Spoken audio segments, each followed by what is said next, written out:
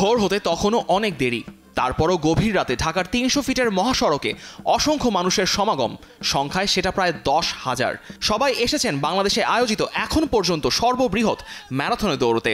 আছেন বাংলাদেশের বিভিন্ন প্রান্ত থেকে আসা বিভিন্ন বয়সের মানুষ, তেমনি আছেন বাইরের ১০টি দেশের নাগরিক। এসব মিলে ১০,০০০ দৌড়বিদ নিয়ে বাংলাদেশ সেনাবাহিনীর সার্বিক তত্ত্বাবধানে শনিবার ভোর ৪:৩০ থেকে আয়োজিত হয়েছে বাংলাদেশের সর্ববৃহৎ ম্যারাথন ইভেন্ট ঢাকা আন্তর্জাতিক ম্যারাথন ২০২৫।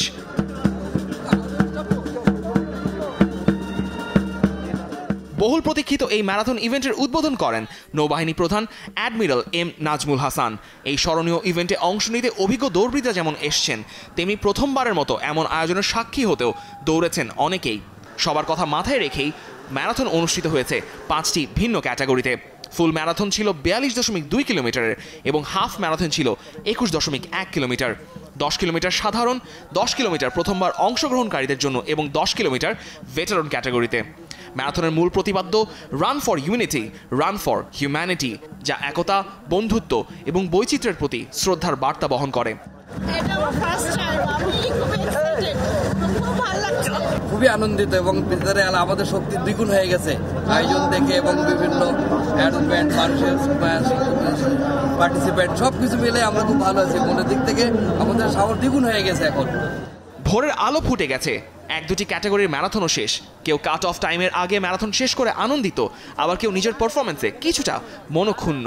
তবে বাংলাদেশ সেনাবাহিনীর তত্ত্বাবধানে এমন আয়োজন নিয়ে সন্তুষ্টি সবার মনে। আয়োজনটা এক্সেলেন্ট।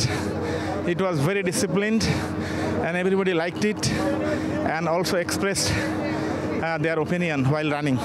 এই বয়সে এই পূর্ণ উদ্যম পাওয়ার একমাত্রই উৎস হচ্ছে যে এই জনগণ, এই বন্ধু, এই সকালের বন্ধু। খুব ভালো লাগছে, খুবই ভালো লাগছে। ফার্স্ট টাইম আমি ম্যারাথনে অংশগ্রহণ করলাম, সো 10K কমপ্লিট করে আসলে খুবই ভালো লাগছে আর কি। দৌড় হলো সমস্ত অসুখের মহা ঔষধ। সকাল 11টার দিকে শেষ হয় ম্যারাথনের মূল ইভেন্ট। বিভিন্ন ক্যাটাগরিতে বিজয়ীদের হাতে পুরস্কার তুলে দেন সেনাবাহিনী প্রধান জেনারেল ওয়াকারুজ্জামান। সুস্থ দেশ ও জাতি গঠনের লক্ষ্যে ম্যারাথনের মতো ইভেন্ট সারা বাংলাদেশে ছড়িয়ে দেওয়ার কথা জানান তিনি। আমরা একটা সুন্দর ম্যারাথন করলাম, যেখানে 10,000-এর উপরে ম্যারাথনাররা ছিলেন, দেশি এবং বিদেশি। এখানে উদ্দেশ্য জয় পরাজয় নয়, উদ্দেশ্যটা ছিল যে দেশ এবং জাতিকে এই ফিজিক্যাল অ্যাক্টিভিটিসের মধ্যে অন্তর্ভুক্ত করা। আমরা আজকে যেই সারা আমরা পেয়েছি, আমরা অভিভূত এবং ইনশাআল্লাহ পরবর্তীতেও আমরা এ ধরনের ম্যারাথন সংগঠিত করব। নেক্সট ইন্টারন্যাশনাল ম্যারাথন হবে 31শে জানুয়ারি 2026-এ ইনশাআল্লাহ। তাছাড়াও আমরা এ ধরনের ম্যারাথন বিভিন্ন বড় বড় শহর এবং জেলা শহরে আমরা করব। সেখানে আমরা লোকালদের সাথে নিয়ে আমরা এই ম্যারাথন করব।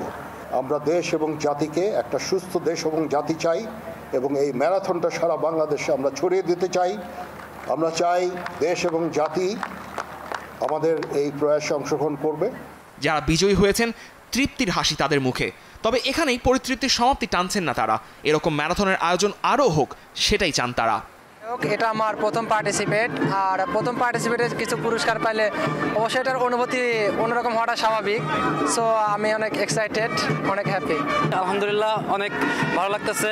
আমি চাই প্রতি বছর এরকম আয়োজন হোক, যাতে তরুণ সমাজ মাদক ও অপরাধ থেকে দূরে থাকুক, খেলাধুলায় মনোনিবেশ করুক। ফার্স্ট টাইম এসে ফার্স্ট হতে অনেক বেশি ভালো লাগতেছে আমাদের। মোবাইল গেমস এবং মাদক দ্রব্য থেকে দূরে রাখার জন্য এইরকম আয়োজনের খুবই প্রয়োজন। বাংলাদেশের প্রত্যেকটি জেলা উপজেলায় এরকম যদি ম্যারাথন আয়োজন করা হয়, খেলাধুলার সুযোগ করে দেওয়া হয়, তাহলে নতুন প্রজন্ম ভালো হবে, ওরা বিভিন্ন অপরাধ থেকে দূরে থাকবে।